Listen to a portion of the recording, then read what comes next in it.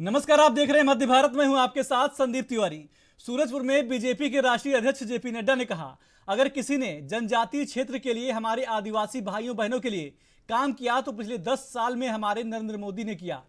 मोदी जी के नेतृत्व में आज पूरा देश 15 नवंबर को जनजातीय गौरव दिवस मनाता है। आदिवासी महिला द्रौपदी मुर्मू को राष्ट्रपति बनाने का काम किया।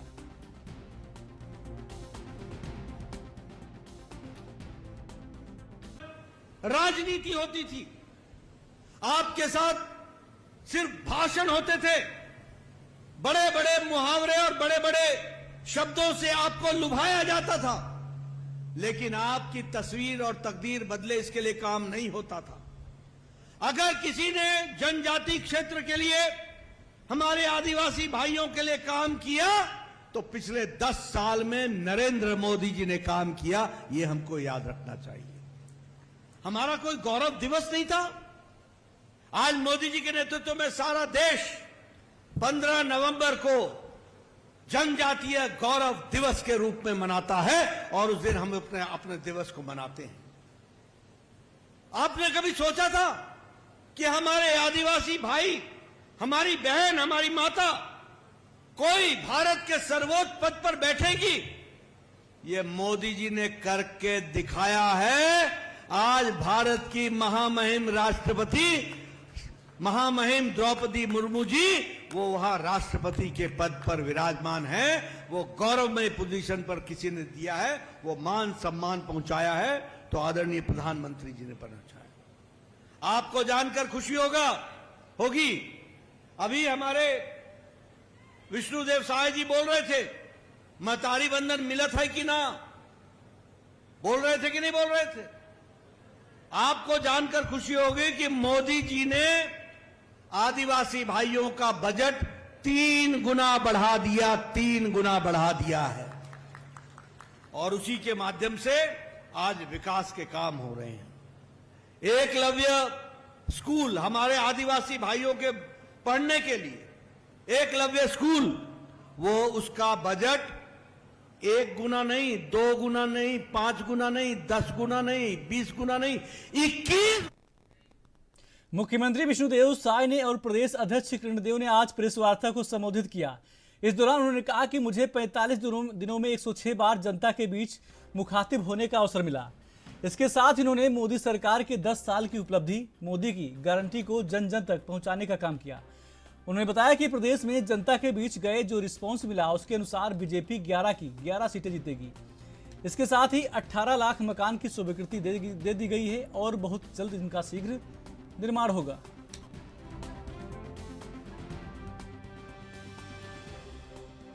आप सबको मालूम है कि विश्व के सबसे बड़े लोकतंत्र का सबसे जो बड़ा पर्व है, अब हमारे प्रदेश में समाप्ति की ओर है। 18वीं लोकसभा के लिए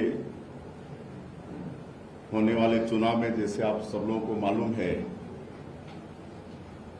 कि प्रथम के 3 चरण में हमारे छत्तीसगढ़ के 11 लोकसभा का चुनाव संपन्न हो रहा है, जिसमें 2 चरण का चुनाव संपन्न हो चुका है, 4 लोकसभा का, और तीसरे चरण में कुल 7 लोकसभा का चुनाव संपन्न होना है और 7 लोकसभा का चुनाव प्रचार आज शाम को समाप्त होने वाला है। मेरे लिए यह चुनाव एक अनोखा चुनाव रहा है, कि मुख्यमंत्री के नाते पहली बार जनता से सीधा जुड़ने का अवसर मिला है और 20 मार्च से 4 मई तक, कल तक हमने पूरे प्रदेश में 64 बड़ी जनसभाएं की हैं और आज 2 सभा और है, एक सूरजपुर में माननीय राष्ट्रीय अध्यक्ष जी के साथ और एक सारंगढ़ में। इसके साथ कुल 66 जनसभाएं मुख्यमंत्री के नाते प्रदेश में हमारा हो जाएगा और इसी तरह से कार्यकर्ता सम्मेलन में भी हम भाग लिए और 11 लोकसभा सीट में 11 कार्यकर्ता सम्मेलन में हम भाग लिए और वैसे ही 24 बड़ी सामाजिक बैठकों में भी हमको शामिल होने का अवसर मिला। तो इस तरह से कुल 45 दिन में 106 से ज्यादा बार हमें मुख्यमंत्री के नाते जनता से मुखातिब होने का। मध्य प्रदेश में कांग्रेस को एक और झटका लगा है। बीना ने कांग्रेस की विधायक बनी निर्मला सप्रे ने आज पार्टी छोड़ भाजपा का दामन थाम लिया। मुख्यमंत्री मोहन यादव की सभा के दौरान राहतगढ़ में निर्मला ने भाजपा की शपथ ली। निर्मला सप्रे ने विधानसभा चुनाव में भारतीय जनता पार्टी के प्रत्याशी तथा 2 बार की विधायक महेश राय को 6000 से अधिक मतों से पराजित किया था।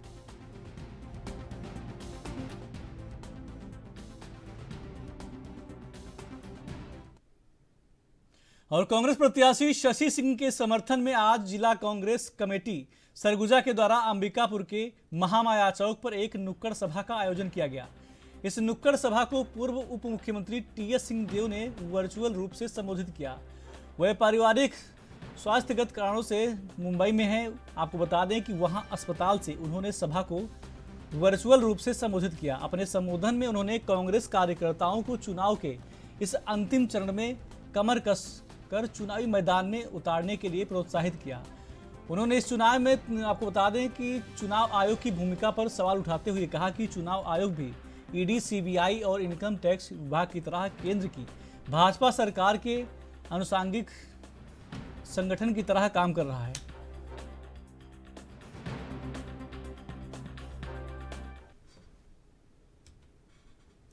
दुर्ग लोकसभा क्षेत्र के कांग्रेस पार्टी के उम्मीदवार राजेंद्र साहू के लिए पूर्व मुख्यमंत्री एवं पाटन विधानसभा के विधायक भूपेश बघेल ने ग्रामीण एवं शहरी विधानसभा क्षेत्रों में दौरा कर सभा को संबोधित किया और राजेंद्र साहू की स्थिति को और मजबूत करने का प्रयास किया।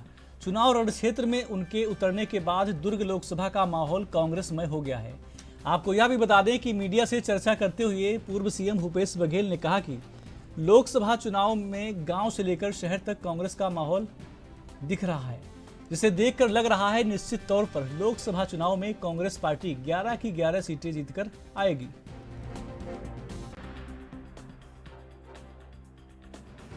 क्रम है, कोई एक एक करके बिक रहा है, चाहे एयरपोर्ट हो, चाहे स्टील प्लांट हो, चाहे रेल हो, चाहे पोर्ट हो, वो सब एक एक करके बिक रहा है।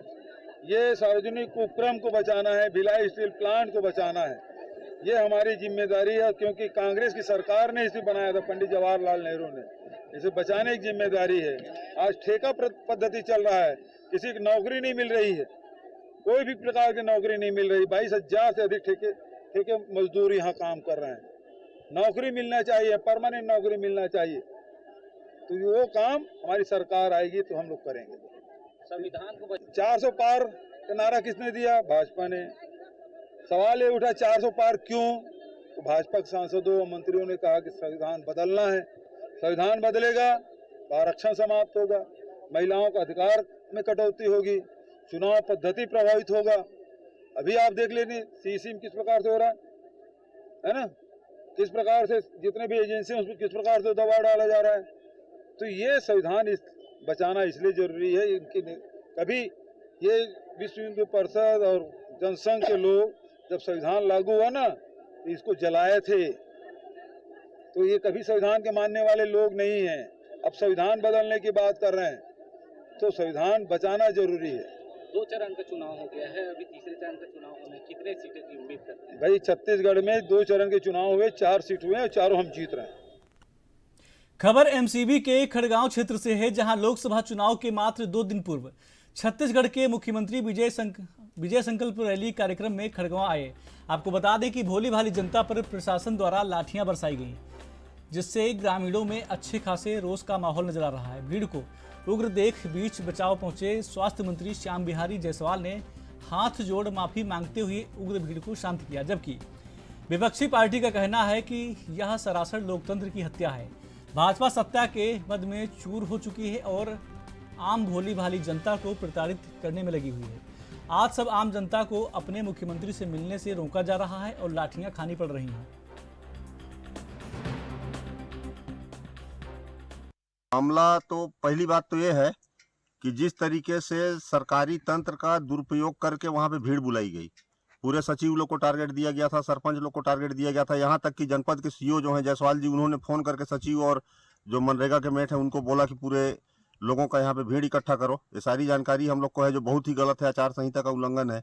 दूसरी बात, भीड़ वहां पर हुई, मनरेगा के मजदूरों को लाया गया, बेचारे लोग का हाजिरी भी कट गया, वो अपना फोटो नहीं, मजदूरी मैंने काम करने के बाद फोटो उनका फ्लैशिंग होता है, वो फोटो भी उन लोग नहीं खिंचा पाए। 243 रुपया उनका मजदूरी गया, वो भी घाटा हुआ उनको। दूसरी बात, यहाँ पे ला के भूखे प्यासे लोगों को इतना परेशान किया गया और पुलिस से लाठियां भी खिलवाई गई लोगों को। क्या मामला है, ऐसा क्यों किया गया, क्या कारण मामला यह है कि जिस रास्ते से मुख्यमंत्री को आना था, पुलिस को उस पर पहले बैरिकेड लगा के उसको ब्लॉक करना था। पहले इन लोग ब्लॉक किए नहीं, जब सीएम का आने का समय हो गया तो उसके बाद इन लोग रोड खाली करवा रहे थे, तो भीड़ थी। अब रोड खाली करने में थोड़ा सा टाइम तो लगता है, गांव वाले उतना बेचारे समझ नहीं पाते हैं। धूप भी बहुत ज़्यादा था, 2 घंटे लेट भी थे सीएम का कार्यक्रम जो है, और इतने धूप में भूखे प्यासे लोग सड़कों पर घूम रहे थे, कोई पानी पी रहा था, कोई पेड़ के छांव में बैठा था। पुलिस उन लोग को डंडे मार मार के उस रोड से भगाई है, जिसमें कई महिलाओं को भी चोट आया है। एक हरिजन समाज का आदमी है ठगांव का, देवनारायण, उसको लाठी पड़ा है। एक बैगा समाज की महिला है रतनपुर की, उसको लाठी पड़ा। उसके छोटे से बच्चे को जिसको गोद मिली थी उसको भी लाठी पड़ा है, उसका वीडियो भी है मेरे पास, वो महिला बोल रही है। और उसके बाद आदिवासी समाज को जिस तरीके से इन लोगों ने अपमानित किया, वहां पर बुला के पूरे आदिवासियों के ऊपर लाठीचार्ज करवाया पुलिस से, ये बहुत ही निंदनीय और घृणित कार्य है। क्या लगता है, आचार संहिता का उल्लंघन किया तो आचार संहिता का तो इन लोगों ने पूरा उल्लंघन किया। मैं सुबेरे ही तहसीलदार मैडम हमारे यहाँ की है, उनको फोन करके मैं बोला कि जिस तरीके से सरकारी संस्थानों पर इन लोगों ने फ्लेक्सी होल्डिंग और क्या बोलते हैं अपने बोर्ड लगाए हैं, तो मैडम बोली कि हम उसका जो है वीडियोग्राफी करा रहे हैं, खर्चा में जुड़ेगा। मैं बोला खर्चा में जुड़ने से मतलब नहीं है, मतलब ये है कि वो तो गलत ही है ना आचार संहिता, उसमें तो बांधना ही नहीं है। आप खर्चा में जोड़ो चाहे नहीं जोड़ो। उस मेरे बोलने के बाद भी उसको नहीं हटाया गया। एसडीएम अपना मोबाइल बंद करके रखे थे सुबेरे से, कोई सुनने के लिए तैयार नहीं था। जिस तरीके से इन्होंने प्रशासन का पूरा दुरुपयोग किया सरकारी तंत्र का, वो तो मतलब उसकी वर्णन नहीं किया जा सकता जिस हिसाब से कल कार्यक्रम हुआ है यहाँ पे। आचार संहिता का इनके द्वारा उल्लंघन किया गया, तो क्या आप लोगों के द्वारा उसका लिखित तौर पर शिकायत किया गया? लिखित में शिकायत नहीं किया गया, लेकिन हम गलत देखे तो हमने तहसीलदार को भी बोला और उनको एसडीएम साहब को फोन लगाया तो उनका वो अपना मोबाइल बंद करके रखे थे एसडीएम साहब। लेकिन यहाँ पे लोकल पे जो यहाँ की स्थानीय तहसीलदार है वो फुल अथॉरिटी है इसका आचार संहिता का जहाँ उल्लंघन हो रहा है उसको रोकने के लिए। क्या नाम है आपका? मान सिंह। कहाँ रहते हैं आप? मिंद्रा। कल क्या हुआ था आपके साथ? पुलिस वाले लोग के द्वारा मारपीट क्यों किया गया, बताइए। अरे वहाँ भीड़ भाड़ रहे, मुख्यमंत्री आ रहे थे, हम लोग गए देखने। ऐसे भीड़ भाड़ में पुलिस लोग मारपीट किए। कहाँ कहाँ मारे आपको? जांग पे। अच्छा, कई लोग मारे आप लोगों को? मेरे सामने और रहे, मैं अपने फिर मार पड़े तो किनारे हो गए। इसके बाद और रहे, उसके पास फिर गए और गांव वाले को मारपीट किए? हाँ, और गाँव वालों को। उसमें कोई महिला भी रही? हाँ, महिला भी रही। कांग्रेस प्रदेश अध्यक्ष जीतू पटवारी पर भिंड के उमरी थाने में एफआईआर दर्ज की गई है। थाना प्रभारी छत्रपाल सिंह तोमर ने बताया कि बसपा प्रत्याशी के अधिवक्ता अशोक गुप्ता ने एब्जॉर्वर से शिकायत की थी कि 27 अप्रैल को उमरी में कांग्रेस प्रत्याशी फूल सिंह बरैया के समर्थन में कांग्रेस प्रदेश अध्यक्ष जीतू पटवारी ने आम सभा के दौरान भिंड लोकसभा से बसपा के प्रत्याशी देवाशीष जरारिया पर भाजपा से रुपए लेकर चुनाव लड़ने के आरोप लगाए थे और तू तड़ाक भाषा का भी उपयोग किया गया था। उनके भाषण के वीडियो के आधार पर बसपा प्रत्याशी के अधिवक्ता अशोक गुप्ता ने एब्जॉर्वर से शिकायत दर्ज कराई थी, जिसके बाद शिकायत पर जिला निर्वाचन अधिकारी व कलेक्टर संजीव श्रीवास्तव के निर्देशन में भिंड पुलिस अधीक्षक डॉक्टर असित यादव के आदेश पर उमरी थाने में कांग्रेस प्रदेश अध्यक्ष जीतू पटवारी पर विभिन्न धाराओं में मामला दर्ज किया गया है।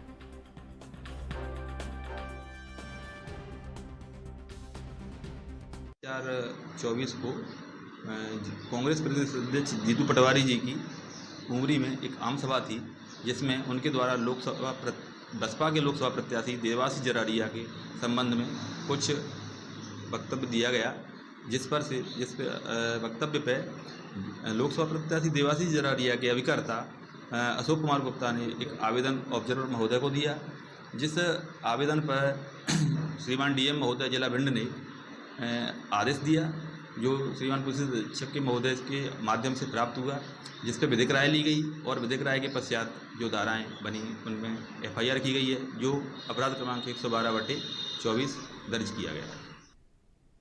और कांग्रेस प्रदेश अध्यक्ष जीतू पटवारी ने पीएम मोदी के बयान पर पलटवार करते हुए कहा कि प्रधानमंत्री लगातार राहुल गांधी के लिए शहजादे शब्द का प्रयोग कर रहे हैं। जो 4000 किलोमीटर पैदल चले, कश्मीर से कन्याकुमारी तक लोगों से बातें की, उनका दर्द समझा, उनको वे पीएम मोदी शहजादा कहते हैं। जो 2-3 हजार रुपए की टी शर्ट में लगातार पिछले 10 सालों से पीएम मोदी की नीतियों के खिलाफ संघर्ष कर रहे हैं, उन्हें वे शहजादे कहते हैं। और खुद को फकीर, जो 15 लाख का सूट पहने हुए हैं, जो सिर्फ अंबानी, अडानी और उद्योगपतियों से मिलते हैं, जिन्होंने प्रधानमंत्री बनने के बाद कभी किसानों से चर्चा नहीं की, जो बिल गेट्स और अक्षय कुमार को इंटरव्यू दे, वो फकीर। देशवासियों, देखिए और समझिए कि असली फकीर कौन है और असली शहजादा कौन है।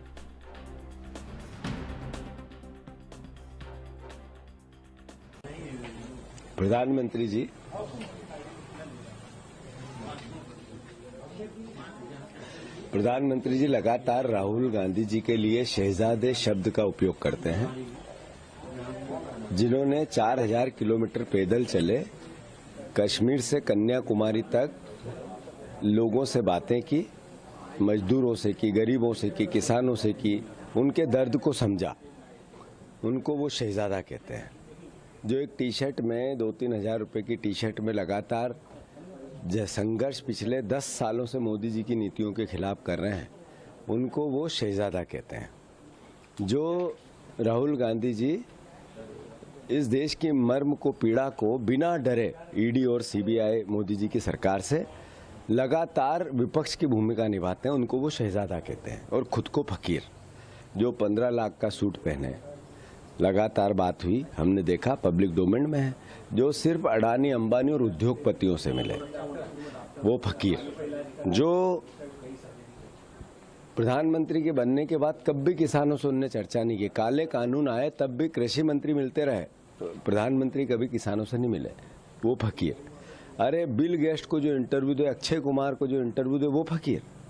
वो फकीर जो मीडिया के एंकरों से फोटो खिंचवाए और हीरो और हीरोइनों को अपने घर खाने पे बुलाए, एक्टर्स को बुलाए, वो फकीर। अरे जो पहलवानों की पीड़ा को नहीं समझ सके, बेटियों की पीड़ा को नहीं समझ सके, वो फकीर। और राहुल गांधी लगातार कारपेंटर से मिले, ड्राइवर से मिले, किसान से मिले, अपने मतलब हर उस गरीब तबके से मिले जो रोज जोमेटो और इसमें काम करता, उनसे मिले, वो शहजादा। मतलब देशवासियों समझो, देखो असली फकीर कौन और असली शहजादा कौन, शहंशाह कौन। मध्य प्रदेश के मुख्यमंत्री मोहन यादव ने सागर में जनसभा को संबोधित करते हुए कहा, राहुल गांधी खुद को मालूम नहीं है कि वे क्या करने वाले हैं। 2004 से 2014 तक कांग्रेस की सरकार अच्छी खासी चल रही थी, लेकिन जैसे ही राहुल गांधी को लॉन्च किया, इनकी सरकार चली गई और 115 सांसद रह गए। 2019 में उन्हें फिर लॉन्च किया गया, उन्हें राष्ट्रीय अध्यक्ष भी बना दिया गया, लेकिन 115 में से सिर्फ 52 रह गए और उन्हें पद से भी इस्तीफा देना पड़ा।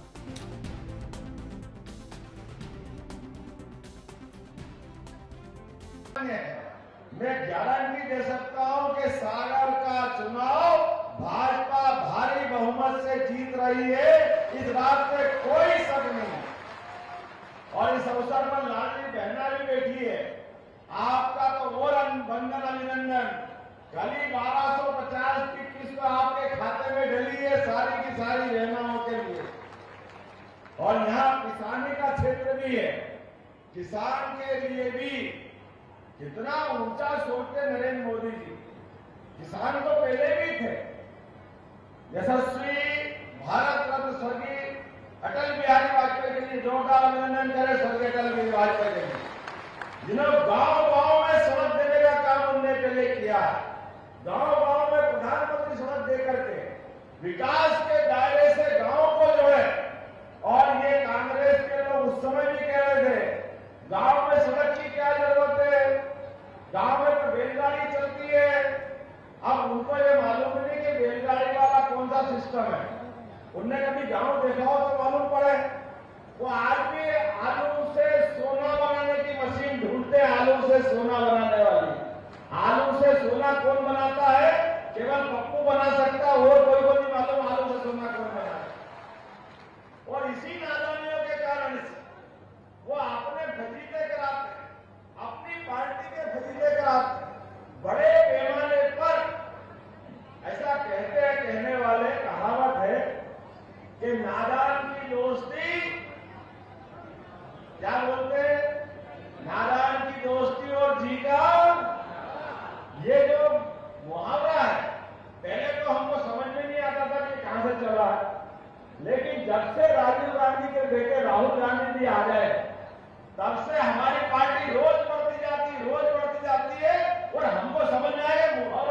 लिए बनाया, ये राहुल गांधी के लिए बनाया है मुहावरा, जिनको पूर्व मुख्यमंत्री भूपेश बघेल आज जांजगीर चांपा लोकसभा के कसडोल नगर पंचायत पहुंचे। इस दौरान जिला अध्यक्ष हितेंद्र ठाकुर के नेतृत्व में कार्यकर्ताओं ने पुष्प की वर्षा करते हुए उन्हें भव्य स्वागत किया। आपको बता दें कि इधर पूर्व मुख्यमंत्री भूपेश बघेल ने सर्वप्रथम छत्तीसगढ़ महातारी की पूजा अर्चना कर मंच में पहुंचकर चुनावी आम सभा को संबोधित करते हुए जांजगीर चांपा लोकसभा के कांग्रेस प्रत्याशी शिवकुमार डहरिया के लिए जनता से वोट करने की अपील की। इस दौरान सभा को संबोधित करते हुए पूर्व मुख्यमंत्री भूपेश बघेल ने कहा कि आज कार्यक्रम में मौजूद कसडोल और बिलाईगढ़ की जनता की उपस्थिति बता रही है कि दोनों विधानसभा से कांग्रेस जीत रही है। सभी कांग्रेस के कार्यकर्ताओं को केवल मतदाताओं के पास जाकर पोलिंग बूथ तक लाने की आवश्यकता है।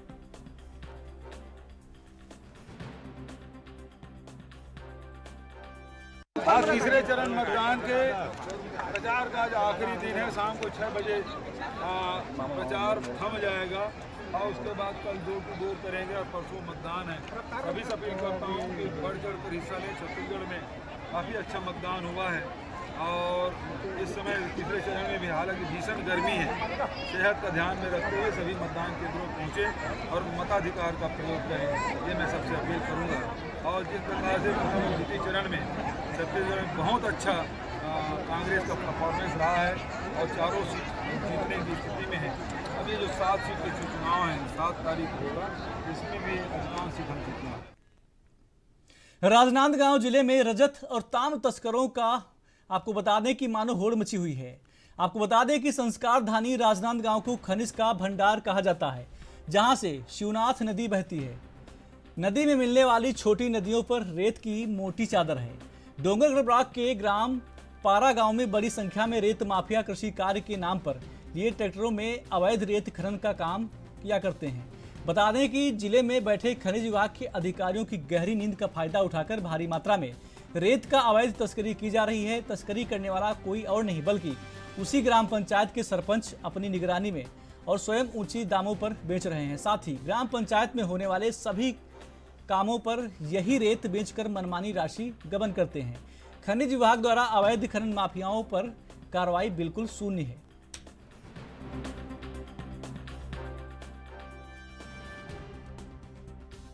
जब भ्रष्टाचार या अवैध खनन की मामला सामने आता है तो उसमें पूर्व के जो विपक्ष में रहे और वर्तमान में सरकार में है जो भारतीय जनता पार्टी व कांग्रेस पर लगातार आरोप लगाती रही। लेकिन अभी वर्तमान में भारतीय जनता पार्टी की सरकार है और उन्होंने कहा है कि अवैध कार्य करने वालों पर रोक लगेगी और शिकंजा भी कसा जाएगा और दोषी पाए जाने वाले लोगों पर कड़ी कार्रवाई किया जाएगा। उसी प्रकार से यदि खनन माफियाओं की बात करें तो वो किसी प्रकार की कोताही नहीं बरतते और वो आसपास जो नदी होती है उसके आसपास में लगे खेतों को भी उखाड़ फेंकते हैं। हम इस वक्त हैं राजनांदगांव जिला के डोंगरगांव विधानसभा अंतर्गत आने वाले ग्राम पारा गांव में, जो पारा गांव कला और पारा गांव खुर्द है, दोनों के बीच में एक बड़ी नदी बहती है जिसमें लगभग बात किया जाए तो 10 फीट कम से कम रेत होगा, जिसमें पतला और मोटा दोनों प्रकार का है। और यहाँ पर जो ग्राम के मुखिया होते हैं सरपंच, और सरपंच ही स्वयं बैठकर यहाँ 10-15 लगातार ट्रैक्टरों से अवैध रूप से रेत निकाल रहे हैं। अब सोचनीय विषय यह है, जब स्वयं यदि गांव के मुखिया इस तरह से कार्य करेंगे तो बाकी जो उनको बैठाने वाले हैं वो किस तरह से कार्य करेंगे। हमने जब यहाँ पर उनसे बात किए जो अवैध रूप से निकाल रहे हैं रेत उनसे, तो उन्होंने कहा कि गांव के लिए निकाल रहे हैं, गांव के लोगों के लिए निकाल रहे हैं। फिर अच्छे से पूछताछ किए तो उन्होंने कहा कि इसको हमने लिए हैं और हम निकाल रहे हैं। जब रॉयल्टी की बात की गई तो रॉयल्टी में किसी प्रकार की रॉयल्टी नहीं है बोले। और जब सरपंच से बात की तो सरपंच का कहना है कि मैं अभी आया हूं और देख रहा हूं। तो हमने पूछा कि देख रहे हो या फिर कार्य करवा रहे हो, तो इस तरह से समझ आता है कि वो आराम से बैठ करके रेतों को निकलवा रहे हैं। अब उनका स्वयं का भी ट्रैक्टर चल रहा है और गांव वालों का 10-15 ट्रैक्टर चल रहा है। साथ ही जब ये बात किए तो उन्होंने पूछे कि ग्राम में भी लगाया जा रहा है करके, तो उन्होंने बताया साफ तौर से कि पंचायत। बस इतना ही, नमस्कार।